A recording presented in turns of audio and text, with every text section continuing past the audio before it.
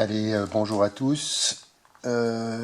Suite à la petite question d'Emma, voilà, je vous fais une petite vidéo sur la correction du bac Métropole 2013 à propos des calculs sur les longueurs d'onde, les fréquences et l'énergie du photon.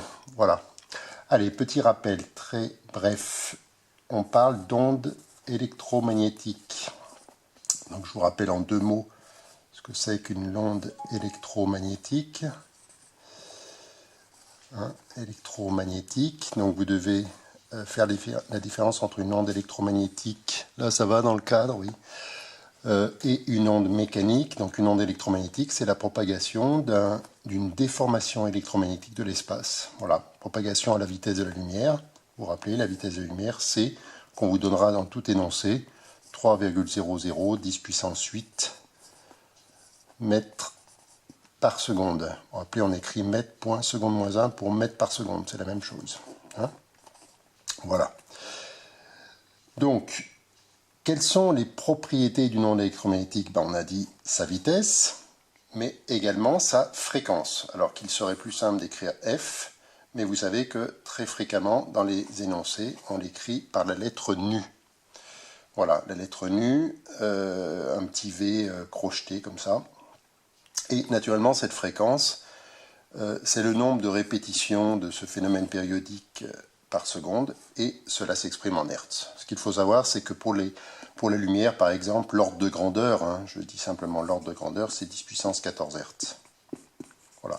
Je ne vous refais pas le cours sur l'échelle des fréquences et des longueurs d'onde pour ces ondes électromagnétiques que sont la lumière, les ondes radio, les UV, les infrarouges.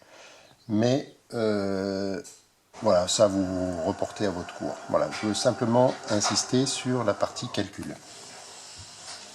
Donc, je vous rappelle l'équation de base qui relie la longueur d'onde, donc pour toutes les ondes électromagnétiques, même pour les autres ondes, la formule de base qui relie la longueur d'onde à la fréquence. Et naturellement, on a besoin pour ça de la célérité de la lumière. Voilà, donc cette équation est à connaître par cœur. Ceci dit, elle vous sera donnée dans un énoncé de bac. Et ce qu'il faut pour vous, c'est savoir l'utiliser d'une manière adaptée. Donc la célérité de la lumière vous sera toujours donnée en mètres par seconde. La fréquence en hertz. Et la longueur d'onde, comme son nom l'indique, c'est une longueur, donc ce sont des mètres. Voilà. Vous devez impérativement respecter ces unités.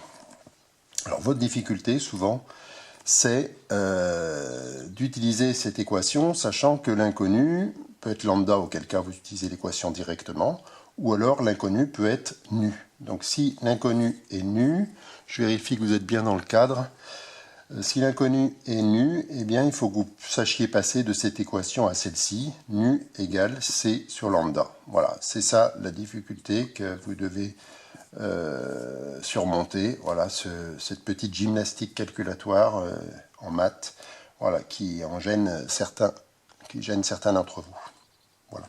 Maintenant, on passe à l'application numérique proprement dit. Donc dans l'épreuve de Métropole 2013, on avait donc l'inconnu était si je me rappelle bien, l'inconnu était la fréquence. On vous donnait la longueur d'onde. Alors il s'agit de rayons X là, donc une longueur d'onde très faible, puisque 0,0. Ah, mon feutre marche plus très bien. 0,056 nanomètres. D'accord? Et donc là, il est question de calculer, d'en déduire la fréquence. Donc vous allez écrire que nu, la fréquence, est égale à C sur lambda. Voilà. Cette équation vous est donnée dans l'énoncé. Voilà. Et donc vous remplacez, comme c'est écrit dans la correction, reprenez bien la correction dans le détail. Vous reprenez la correction, c'est donc 3,0010 puissance 8, divisé par 0,056 10 puissance. Alors là, voilà, c'est la deuxième difficulté pour vous. C'est bien ne pas essayer d'écrire des 0,0000, surtout pas, mais exprimer les nanomètres avec une puissance de 10, qui ici est une puissance négative de 10, 10 puissance moins 9 mètres. Voilà. Arrivé à ce stade-là, vous devez rentrer ça sur votre calculatrice correctement. Donc je vous le montre également sur cette vidéo. Donc moi j'ai cette petite calculatrice, donc c'est la TI82, donc vous avez des calculatrices du même type. Voilà, donc si je peux vous montrer, tout le monde voit là, si je peux vous montrer donc le calcul que je fais ici.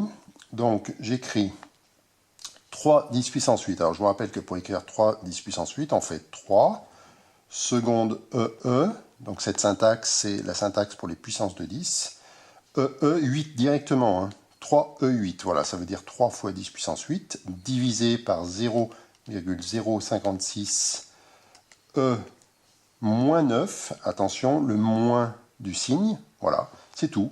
Pas besoin de parenthèse avec cette syntaxe, hein, donc directement entrée. Et le résultat, donc 5, alors 3, 5, 7, vous vous rappelez que on ne va conserver que 2 ou 3 chiffres significatifs. Donc là, j'écrirai par exemple 5,36 10 puissance 18 Hz. Voilà. Hein, donc là, on écrirait le résultat, donc 5,36 10 puissance 18 Hz.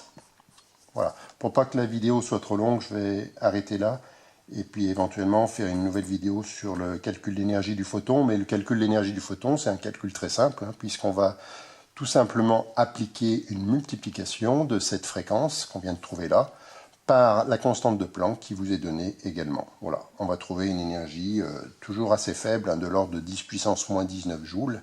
Hein, c'est normal puisque voilà, c'est uniquement l'énergie d'un seul photon, sachant qu'on va avoir des milliards de photons qui vont arriver en un point donné. Voilà, écoutez, bon courage à tous. J'espère que vous vous portez bien, que vos proches se portent bien. Voilà, bon courage dans cette période un peu délicate, voilà, qui, on l'espère, prendra fin bientôt. Mais bon, et je pense qu'il faut avoir un peu de patience. Voilà, allez, merci à vous et à très bientôt.